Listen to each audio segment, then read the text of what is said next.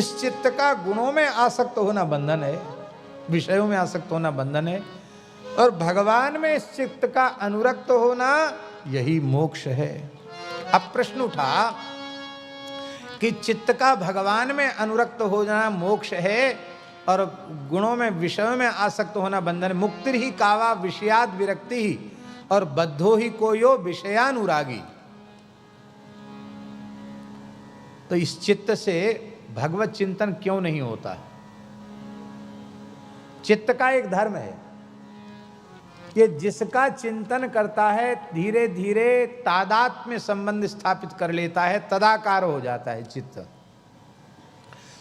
महाराज जी, हमारे महाराज जी सुनाते थे कि एक भैंस चराने वाला था, गैया भैंस चराता था, और एक महान योगी पुरुष थे, खाक चौक वाले महाराज जी सुनाते थे, पहाड़ी बाबा महाराज। बोले एक योगी पुरुष थे, वो गंगा जी का किनारा था, गुफा थी, तो उनको लगा कि बहुत बढ़िया है, गंगा जी हैं, यहीं चातुर्मास करेंगे। अब चातुर्मास में कुछ न कुछ तो भिक्षा रोज लेनी पड़ेगी। तो ग्वारिया बड़ा भगत था, उसने बाबा जी को प्रणाम किया। बाबा आप यहाँ? बोले हाँ, 4 महीना बच्चा यहीं रहेंगे। तो महाराज हम आपकी क्या सेवा करें? बोले भैया तेरे ऊपर कोई भार वजन न पड़े तो गैया का धारोष्ण दुग्ध हमको एक बार दे दिया करो। हाँ हाँ बाबा दे देंगे, हमारी बहुत गैया हैं। तो गैया की धार काट के बाबा जी को दे देता। 4 महीना है गए।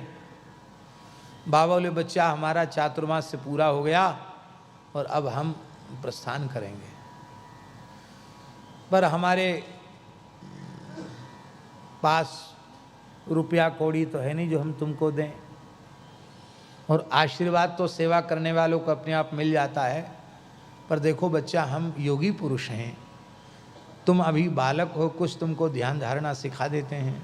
अरे बोले बच्चा हम गैया बाबा हम गैया भैंस चराते हैं, हम पे फुर्सत नहीं। बोले नहीं देखो ऐसा करो, तुम गंगा जी में स्नान करके इसी गुफा में थोड़ी देर बैठ जाया करो। जो गैया भैंस चर के बैठ जाती हैं उतनी देर स्नान करके बैठ जाया करो और ध्यान किया करो। भगवान का ध्यान सिखा दिया उसको। बोला महाराज ये भगवान का ध्यान हमसे नहीं बनेगा, हम तो जिसको देखा ही नहीं उसका हम ध्यान क्या करेंगे। तो उन्होंने कहा अच्छा तुमको सबसे प्रिय कौन लगता है?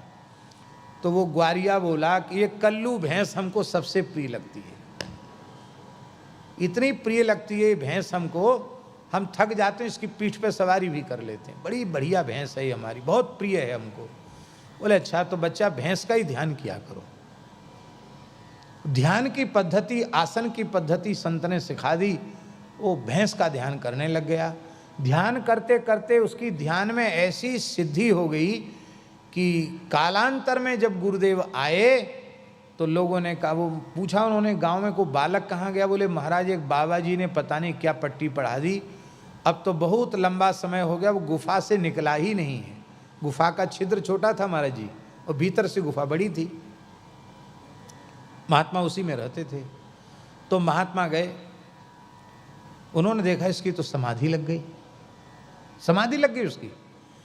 तब उन समर्थ योगी पुरुष ने उसके भीतर ध्यान में प्रविष्ट होकर उसको ध्यान से विचलित किया और उसको भीतर आवाज दी, वत्स मैं ध्यानोपदेष्टा तुम्हारा गुरु आ गया हूं, बाहर आओ मेरा स्वागत करो।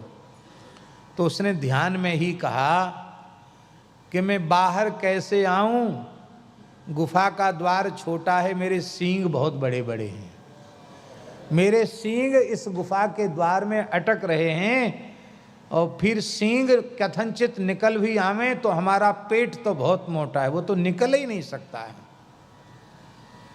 महात्मा प्रसन्न हुए, वाह बच्चा तूने भैंस का ध्यान करते करते तदाकार वृत्ति प्राप्त कर ली है। महात्मा ने योग की कुछ क्रिया करके उसका ध्यान उतारा और कहा देख तुझे ध्यान तो सिद्ध हो गया पर भैंस का ध्यान ठीक नहीं, अब काले काले नख सिख सुंदर कोटि कोटि कंदर्प दर्प दलन करने वाले श्री कृष्ण का ध्यान करो। और महाराज अपने संकल्प से उसके चित्त में श्री कृष्ण की प्रतिष्ठा कर दी। तो कहने का आशय ये है कि एक अनपढ़ व्यक्ति संत कृपा से भैंस का ध्यान करते करते महिषाकाराकारित वृत्ति से युक्त हो सकता है, तो निरंतर भगवत ध्यान करते करते भगवदाकाराकारित वृत्ति से युक्त कोई क्यों नहीं हो सकता? अवश्य हो सकता। तो आपको हमारी बात पर विश्वास न हो तो विष्णु पुराण में प्रहलाद चरित्र पढ़ लेना। विष्णु पुराण में, महाराज जी विष्णु पुराण में प्रहलाद जी का चरित्र बड़ा विलक्षण है। वहां एक जगह प्रहलाद जी ने भगवान से पूर्ण तादात्म्य स्थापित किया है। वो अपने को जीव कह के, दास कह के, भक्त कह के नहीं, अपने में ही भगवत तत्व का पूर्ण अनुसंधान कर रहे हैं। और उस समय भगवान ने कहा कि प्रहलाद, इस समय तुम में और हम में भेद समाप्त हो गया है। इस चित्त की वृत्ति का भगवदाकार होना ही मोक्ष है, और इस चित्त की वृत्ति का जगदाकार होना यही बंधन है।